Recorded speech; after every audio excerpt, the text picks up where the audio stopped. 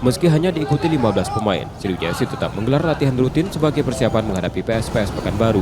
Pada sesi ini, tim pelatih memfokuskan latihan untuk memulihkan kondisi fisik para pemain. Menatap laga kandang di Stadion Gelora Sriwijaya Jakabaring Palembang, Laskar Wongkito tetap optimis.